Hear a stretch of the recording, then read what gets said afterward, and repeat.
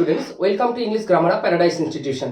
আজ তোমাদের মাধ্যমিক টেস্ট পেপার এবিটিএ 2024 এবং 2025 জন্য যে টেস্ট পেপারটা বেরিয়েছে তার যে ইংলিশের পেজ নম্বর 19 গ্রামারটা রয়েছে সেটা তোমাদের সামনে সলভ করে দেখাবো। চলো এক্সপ্লেনেশন সহ তোমাদেরকে আমি বলছি। চলো স্টার্ট করছি। দেখো তো চারের দাগে যেটা ছিল 15 global health leaders dash including 3 from India demanding that fossil fuel industry interest be kept out of climate negotiations।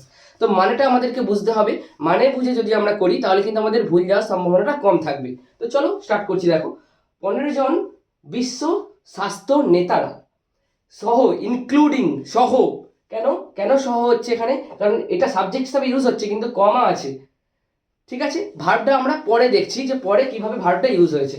তাহলে ইনক্লুডিং সহ এটা আমরা লিখছি। দেখো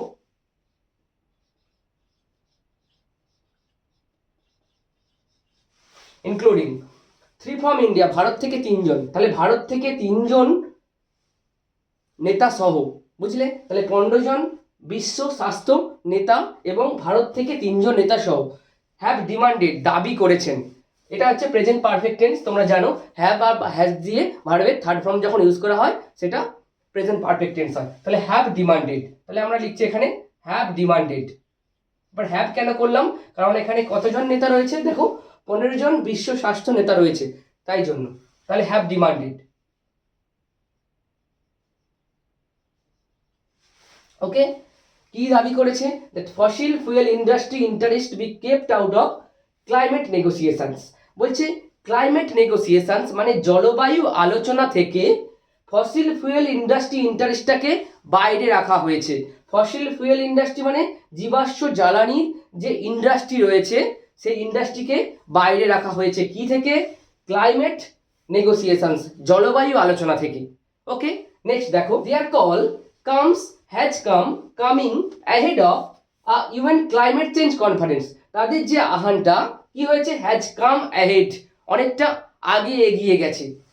কি থেকে এগিয়ে গেছে? of a UN climate change conference, বিশ্ব জলবায়ু পরিবর্তন সম্মেলনের থেকে অনেকটা এগিয়ে গেছে। ওকে, তাহলে কি টেন্স হবে? Present perfect tense. তাহলে has come।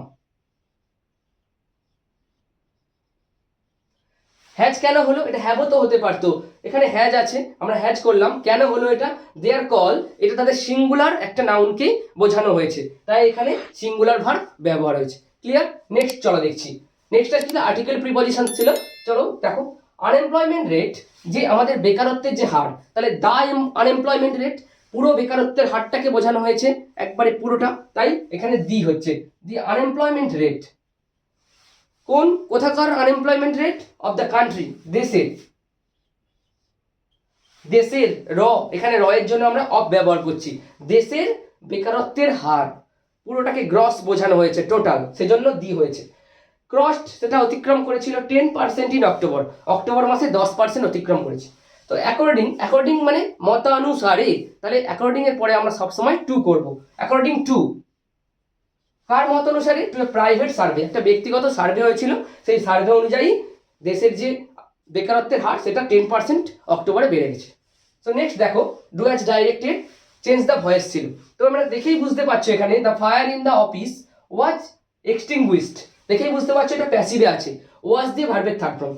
তাহলে দেখো এখানে একটা কি আছে, এক্সটিংগুইশডের পরে কিছু একটা আছে, তোমাদেরকে ভাবতে হবে কি আছে এখানে। ফায়ার ইন দ্য অফিস, অফিসের যে ফায়ারটা নেভানো হয়েছিল কার দ্বারা? কারো দ্বারা নেভানো হয়েছিল, তাহলে তোমরা এখানে বাই সামওয়ান, কেউ আছে, কার দ্বারা, বা পিপল, তোমরা পিপলও করতে পারো, লোকজন, অফিসের লোকজন নিভিয়েছিল। তো আমরা এখানে বাই সামওয়ান ধরছি, তাহলে সামওয়ান দিয়ে স্টার্ট করব। সামওয়ান, তারপর এটা দেখো প্যাসিভে আছে, তার মানে এটা অ্যাক্টিভে আনতে হবে, এটা দেখেই বোঝা যাচ্ছে পাস্ট টেন্সে আছে, তাহলে ওয়াজটা আমরা তুলে দেবো, এক্সটিংগুইশড করব।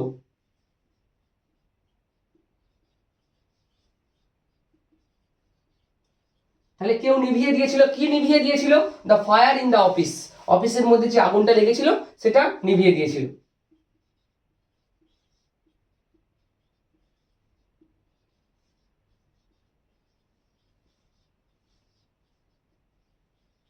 ওকে, চলো নেক্সটে যাচ্ছি। নেক্সটে রয়েছে change the mood of narration, narration change করতে হবে। The teacher said to the student have you any questions. তোমরা জানো এটাকে রিপোর্টিং ভার্ব বলে, এটা রিপোর্টেড স্পিচ বলে, তাই তো। রিপোর্টিং ভার্বে দেখো সেড টু আছে, আমরা এখানে সেড টু থাকলে কি করব, এই সেন্টেন্সটা দেখবো, এটা কি সেন্টেন্সে রয়েছে, interrogative sentence, yes no question. তাহলে এখন আমরা যেটা সেড টু থাকলে কি করব, আস্কড করব। চলো দেখো, দ্য টিচার সেড টু আছে, আমরা আস্কড করব, আস্কড দ্য স্টুডেন্ট। এবার দুটো বাক্যকে আমরা ইনডাইরেক্টলি জয়েন করব। এখানে জয়েনিং ওয়ার্ড হচ্ছে ইফ বা ওয়েদার, যেহেতু কোশ্চেন আছে আমরা এটাকে ইফ দিয়ে জয়েন করব, ইফ। তারপর নিশ্চয়ই সাবজেক্ট বসাবো আমরা, ইউ সাবজেক্ট, তাহলে ইউ কাকে বোঝাচ্ছে, দ্য স্টুডেন্টকে, তাই তো। তাহলে হি। আচ্ছা, এখানে হ্যাভের পাস্ট হ্যাড হবে, কেন হবে, আমরা জানি ন্যারেশন চেঞ্জে রিপোর্টিং ভার্ব পাস্টে হলে রিপোর্টেড স্পিচও পাস্টে হয়। সো এখানে হ্যাভ আছে, তাহলে হ্যাড করব, হ্যাড এনি কোশ্চেন। চলো নেক্সট দেখো, পজিটিভ ডিগ্রিতে করতে হবে, সেটা দেখে বুঝতে পারছো এটা হচ্ছে সুপারলেটিভে আছে, আমরা পজিটিভ করব, আমাদেরকে মানে করে করতে হবে, বারবার বলছি মানে করে করার চেষ্টা করবে। গঙ্গা হচ্ছে সব থেকে আমাদের দীর্ঘতম নদী ভারতবর্ষে, তাহলে ভারতবর্ষে কোনো নদী গঙ্গার মতো এত দীর্ঘ নয়, সেটারই আমি যেটা বাংলা বললাম সেটারই ইংলিশ লিখবো। চলো দেখো, তাহলে যখন ইজ দা লংগেস্ট থাকবে, ডি দিয়ে থাকবে, তখন আমরা কি দিয়ে শুরু করবো, নো আদার, তাহলে নো আদার রিভার।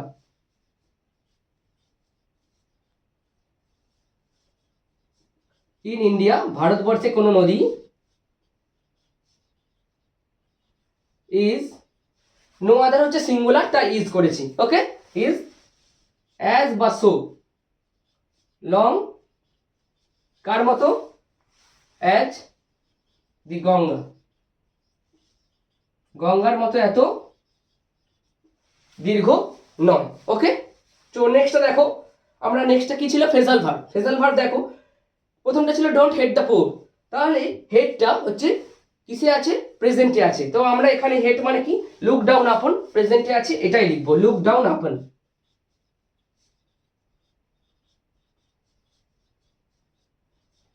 নেক্সটটা কি ছিল, ইনভেস্টিগেটিং, এটা প্রেজেন্ট কন্টিনিউয়াসে ছিল, ইজ ইনভেস্টিগেটিং, তাহলে আমরা লুক ইনটু আছে, তাহলে লুকিং ইনটু করব, যে টেন্সে থাকবে সেই টেন্সেই কিন্তু ফ্রেজাল ভার্বের আনসার তোমাদের করতে হবে, তো লুকিং ইনটু।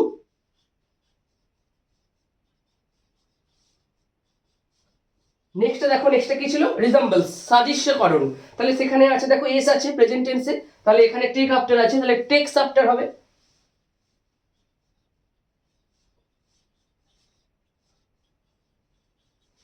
সো এই ছিল তোমাদের পেজ নাম্বার 19 এর ইংলিশের যে এবিটিএ টেস্ট পেপার 2024 আর 25 এর, সেটা হচ্ছে গ্রামারের পুরো শর্ট পেপারটা।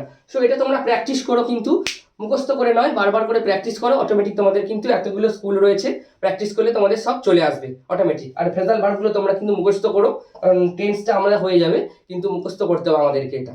তো তোমরা প্র্যাকটিস করো, যদি ভিডিওটা ভালো লাগে একটা লাইক করো। নেক্সট ক্লাসে আবার পরের স্কুলটা নিয়ে তোমাদের সঙ্গে দেখা হচ্ছে। তো আজকের মতো রাখছি, থ্যাংক ইউ।